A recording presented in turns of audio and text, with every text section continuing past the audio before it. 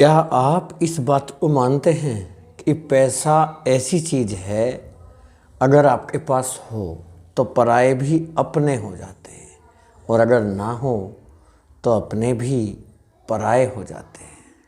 Comment में ज़रूर बताना दोस्तों। नमस्कार, जय माता दी। मैं एस्ट्रोलॉजर संदीप हूँ। आप सभी का बहुत बहुत स्वागत करता हूँ आपके अपने YouTube चैनल मीन राशि चैनल में, और आशा करता हूँ कि आप सब अच्छे होंगे। दोस्तों, आज का विषय हमने लिया है कि मीन राशि वालों, राजकुमार जा रहे हैं सेनापति के घर, कुछ बड़ा होने वाला है। जी हाँ, राजकुमार किस प्रकार सेनापति के घर जा रहे हैं और क्या बड़ा होने वाला है, इस वीडियो के माध्यम से हम चर्चा करेंगे। यह वीडियो चंद्र राशि पर आधारित होगा। यदि आपको अपनी चंद्र राशि नहीं पता है तो भी आप इस वीडियो को नाम राशि के आधार पर या लग्न के आधार पर भी देख सकते हैं, परंतु कमेंट में सच्ची श्रद्धा भावना से ओम जय गणेशाय नमो नमः जरूर लिखिएगा। और हमारा तरीका समझने का अगर आपको समझ में आए, अच्छा लगे तो कमेंट में ज़रूर बताना कि वीडियो कैसा लगा। देखिए दोस्तों, मीन राशि, बुध देव को ग्रहों का युवराज या राजकुमार कहा जाता है, जबकि मंगल को ग्रहों का सेनापति माना जाता है ज्योतिषी शास्त्र में। बुध देव कहाँ पर बैठे हुए हैं ये देख लेते हैं। तो बुध देव इस समय जो दिखाई दे रहे हैं आपको, वो 12 नंबर की राशि में, यानी आपकी खुद की मीन राशि में दिखाई दे रहे हैं।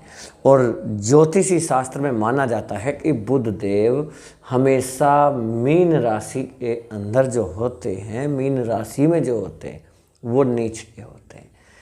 और नीच का ग्रह रिजल्ट कैसे देता आप खुद समझ सकते हैं। नाम से ही पता लग रहा है कि ग्रह नीच का है, यानी ये मान सकते हैं कि कमज़ोर है, अत्यंत दुर्बल है। और जब कोई ग्रह दुर्बल होगा तो रिजल्ट ज़्यादा अच्छा नहीं देते। अब हो क्या रहा है, और यहाँ पर कब आए बुध? यहाँ आए थे, याद कीजिएगा कि 27 फरवरी 2025 को आए हैं। 27 फरवरी से बुध यहाँ पर आ गए और नीचे हो गए। अभी हो क्या रहा है कि 7 मई 2025 को बुध देव का राशि परिवर्तन हो रहा है। जी, हमारे करीब ट्रांजिट कर रहे हैं, गोचर करने जा रहे हैं और 1 नंबर की राशि में, यानी कि मेष राशि में प्रवेश कर जाएंगे। मेष राशि मंगल की राशि होती है, सेनापति की राशि होती है। सेनापति की राशि में यहाँ पर आ जाएंगे बुध देव और यहाँ से हट जाएंगे। बुध देव का फर्स्ट हाउस से निकलकर सेकंड हाउस में आना कैसा रहने वाला है? क्योंकि सेकंड हाउस जो होता है ये आपका धन स्थान कहलाता है। धन स्थान में बुध देव आ जाएंगे।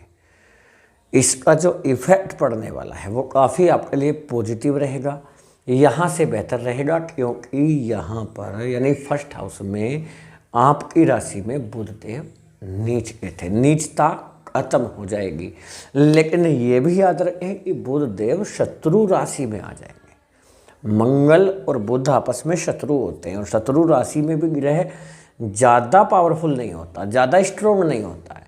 तो ये तो ध्यान रखिएगा, ऐसा ना हो जाए कि आप ये समझ लगे कि बुध यहाँ से निकल कर यहाँ पहुँच करके छप्पर फाड़ कर धन देंगे, या ये हो जाएगा वो हो जाएगा। कुछ भी नहीं, ज़्यादा बड़ा नहीं होगा, लेकिन परिवर्तन ज़रूर होगा, कुछ फर्क पड़ेगा।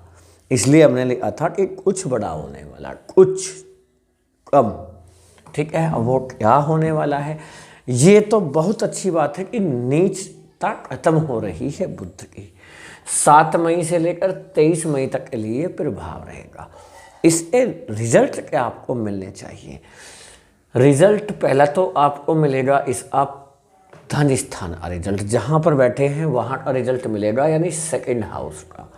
इसके बाद रिजल्ट मिलेगा यहाँ से बुध की दृष्टि कहाँ पर होगा? अष्टम भाव में, 8वें घर का रिजल्ट मिलेगा। इसके साथ ही रिजल्ट मिलेगा आपको 4th हाउस का रिजल्ट मिलेगा और आपके 7th हाउस का रिजल्ट मिलेगा। 1, 2, 3 और 4 घरों का रिजल्ट मिलने वाला है। जी हाँ, जिस पर इफेक्ट पड़ेगा, सेकंड हाउस से प्रभाव क्या पड़ेगा, वाणी के स्वामी होते हैं बुध। अच्छा, ये चीज़ बड़ी महत्वपूर्ण है। यहाँ पर शत्रु की राशि में तो जा रहे हैं, लेकिन जिस घर में जा रहे हैं ये सेकंड हाउस होता है। कौन सा हाउस होता है? Second house. और सेकंड हाउस बुध का घर माना जाता है। तो बुध अपने घर जा रहे हैं, तो ये समझ सकते हैं कि 50% रिजल्ट आपको यहाँ पर बुध देंगे। 50% रिजल्ट बहुत होता है, 50% कम नहीं होता। 50% का मतलब ये है, यहाँ पर अगर 0% थे तो यहाँ 50% रिजल्ट देंगे बुध। और हर ग्रह के गोचर का 5 से 10% रिजल्ट मिलता है। गोचर का रिजल्ट कितना मिलता है? 5 से 10%। जबकि 90 से 95% रिजल्ट जो मिलता है वो कुंडली का मिलता है। आपकी जो जन्म कुंडली होती है उसके आधार पर, जो ग्रह होते हैं उसके आधार पर रिजल्ट मिलता है। तो अब समझिए, सेकंड हाउस में बुध बैठ करके यदि आप टीचिंग लाइन से जुड़े हुए हैं, यानी आप एजुकेशन फील्ड से जुड़े हुए हैं, ये समझें, एजुकेशन फील्ड से जुड़े हुए हैं, तो बुध अगोचर आपके लिए बड़ा गजब का है। बुध वाणी के स्वामी होते हैं। यदि आप कंसल्टेंट हैं तो ये समझिएगा कि आपके लिए ये भी लाभकारी रहेगा। आप फाइनेंस से जुड़े हुए हैं तो ये आपके लिए बहुत अच्छा है। बैंकिंग से जुड़े हुए हैं, आईटी से जुड़े हुए हैं, इंजीनियर हैं, आप वक्ता हैं, काउंसलर है, या आप हो सकता है कि फाइनेंस से जुड़े हुए हैं, या आपका कंप्यूटर से रिलेटेड कोई भी काम है, आपका खाने पीने से रिलेटेड कोई भी चीज़ है उसका काम करते हैं, खाने पीने की चीज़ों का एक्सपोर्ट इंपोर्ट करते हैं, डिलीवरी करते हैं, उसमें जॉब करते हैं या प्रोडक्शन करते हैं, इन चीज़ों में आपको सपोर्ट करेंगे बुधदेव। एजुकेशन फील्ड से, यानी आप टीचर भी हो सकते हैं, अध्यापक हैं, प्रोफेसर हैं, या संस्थापक हैं, या कोई बिजनेस स्टार्ट करना चाहते हैं, टीचिंग लाइन में जाना चाहते हैं, तो यहाँ पर बुध तो आपके लिए हो जाते हैं सेकंड हाउस की तरफ से देखें तो बड़े कमाल के हो जाते हैं और अच्छे हो जाते हैं। इसके साथ ही 8 हाउस का प्रभाव क्या मिलेगा? 8वें घर पर दृष्टि होगी। ये जो घर होता है 8वां, ये 7 नंबर मत देखिएगा, 7 नंबर राशि का नंबर होता है। ये घर 8वां है, राशि 7वीं है, ठीक है, कंफ्यूज मत होना। ये कौन सा घर होता है? 8वां घर। 8वें घर पर बुध की दृष्टि होगी, यहाँ से 7वीं दृष्टि यहाँ पर। 8वां हाउस आपके पहला तो ससुराल माना जाता है। ये ससुराल से आपके जो संबंध हैं वो पहले की अपेक्षा काफ़ी ठीक हो जाएंगे, अच्छे हो जाएंगे। दूसरा, ससुराल से आपको कुछ लाभ की संभावना है, कुछ गिफ्ट आपको मिल सकता है, कुछ धन आपको मिलने की संभावनाएं बन जाती है। लेकिन एक चीज़ जरूर है कि आप लालच में ना फंस जाएं, इससे थोड़ा सा बचने का आप प्रयास कीजिएगा। अचानक से बहुत बड़े लॉस की भी संभावनाएं बन सकती है, उससे आपको बचना चाहिए, सावधानी आपको रखना चाहिए। 8वें घर से ये रिजल्ट आपको मिलेगा। 8वें घर से ही रिजल्ट मिलेगा कि चीज़ों को गहराई से सीखने का प्रयास आप करते हुए दिखाई देंगे।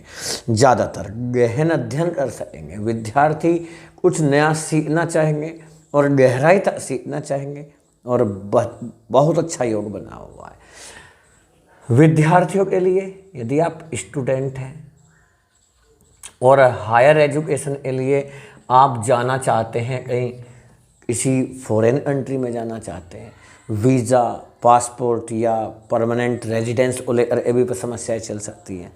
PR को लेकर आप परेशान हैं, ग्रीन कार्ड को लेकर परेशान हैं, या विदेश में आप जॉब के लिए जाना चाह रहे हैं, या विदेश में रह रहे हैं और वीज़ा नहीं हो पा रहा, PR नहीं हो रहा, काफ़ी समय हो गया परेशान होते हुए, इस चीज़ों के लिए बुध आपको सपोर्ट करेंगे।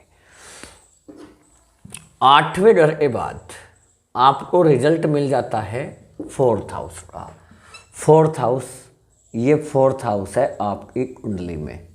4th हाउस होता है सुख का घर। सुख, किस चीज़ का सुख? पहला तो माता का सुख, यानी माता का जो हेल्थ प्रॉब्लम था वो काफ़ी हद तक अच्छा होगा। माता के साथ कुछ जातकों का रिलेशन खराब हुआ, दूरी बनी, झगड़ा हो गया, कुछ ना कुछ रीज़न से माता से दूरी बनी, वो दूरी खत्म हो जाएगी। माता का स्वास्थ्य अच्छा रहेगा। साथ साथ प्रॉपर्टी से आपको धन मिल सकता है, प्रॉपर्टी से धन मिल सकता है, क्योंकि प्रॉपर्टी के स्वामी धन स्थान में बैठे हैं। प्रॉपर्टी के माध्यम से यानी आपकी प्रॉपर्टी सेल हो सकती है, या यूँ कह सकते हैं कि आपकी प्रॉपर्टी का पैसा फंसा हुआ है, वो नहीं मिला, वो मिल सकता है। काफ़ी दिन से प्रॉपर्टी में पैसा इन्वेस्ट किए हुए हैं, सोच रहे थे कि प्रॉपर्टी आपकी सेल हो जाएगी, पैसा आपके काम आ जाएगा, नहीं प्रॉपर्टी सेल हो पाई, वो हो जाएगा। साथ साथ आप प्रॉपर्टी कोई बाय करना चाह रहे हैं, प्रॉपर्टी नहीं मिल पा रहा, या हो सकता है रियल एस्टेट से आप जुड़े हुए हैं, रियल एस्टेट में काम कर रहे हैं, प्रॉपर्टी डीलिंग कर रहे हैं, वो काम नहीं बन पा रहा, ये काम आपका सफल होगा, सिद्ध हो जाएगा और आपके रुके हुए कार्य पूरे होते हुए दिखाई देंगे। राजनीति से आप जुड़े हुए हैं, जी हाँ, पॉलिटिक्स से आप जुड़े हुए हैं, पॉलिटिशियन हैं, तो ये समझें कि राजनीतिक लोगों के साथ आपका जो रिलेशन है वो मधुर होगा, पहले से कहीं ज़्यादा बेहतर होगा, अच्छा होगा और जनता का सहयोग मिलेगा। ये वाहन सुख को भी दर्शाते हैं, वाहन सुख की प्राप्ति होती है। जी हाँ, जब 4th हाउस के स्वामी अच्छी स्थिति में होते हैं। इसके साथ ही 7th हाउस का लाभ मिल जाता है। 7th हाउस आपको दर्शाता है कि आपके विवाह से रिलेटेड जो समस्याएं चल रही हैं, संघर्ष चल रहा है, या यूँ कह सकते हैं पति पत्नी के मध्य दूरी बनी, या पति पत्नी के मध्य मिसअंडरस्टैंडिंग पैदा हो गई, अलग हो गए, रिश्ते टूटने तक की स्थिति बनी, आपका जीवन साथी आपको छोड़कर चले गए और अलग रह रहे हैं, या हो सकता है आपकी जीवन संगनी आपको छोड़कर अपने मायके चले गए, लड़ाई झगड़ा हो रहा है, प्रयास कर रहे हैं बातचीत करने का, कभी ब्लॉक कर रहे हैं, कभी अनब्लॉक कर रहे हैं, कभी बातें ही नहीं हो पा रहा। तो ये जो चीज़ें हैं आपके दाम्पत्य जीवन से रिलेटेड, ये चीज़ें सही हो जाएंगी, आप चीज़ों को ठीक कर सकते हैं, बातचीत करने का प्रयास आप करें। साथ ही साथ ये भी समझें कि आपका पार्टनरशिप को भी दर्शाता है 7वां घर। आपकी पार्टनरशिप देखेंगे तो पहले से अच्छी होगी, पहले से काफ़ी अच्छी आप समझ सकते हैं। और ये समझिएगा कि पार्टनरशिप में आप काम कर रहे हैं, टीम के साथ मिलकर आप लीडरशिप कर रहे हैं, तो ये समझिए आपका टीम वर्क बेहतरीन होगा, अच्छा होगा। इसके साथ ही आप कपड़े का काम करते हैं, कपड़ों का प्रोडक्शन करते हो, कपड़ों का आयात निर्यात करते हो, एक्सपोर्ट इंपोर्ट करते हैं, या जॉब करते हैं, या आपका खुद का बिजनेस है, या होलसेल या रिटेलर का बिजनेस है आपका, तो ये समझिएगा कि बुध व्यापार में और बिजनेस में ज़बरदस्त ग्रोथ दिलाने वाला ग्रह माना जाता है।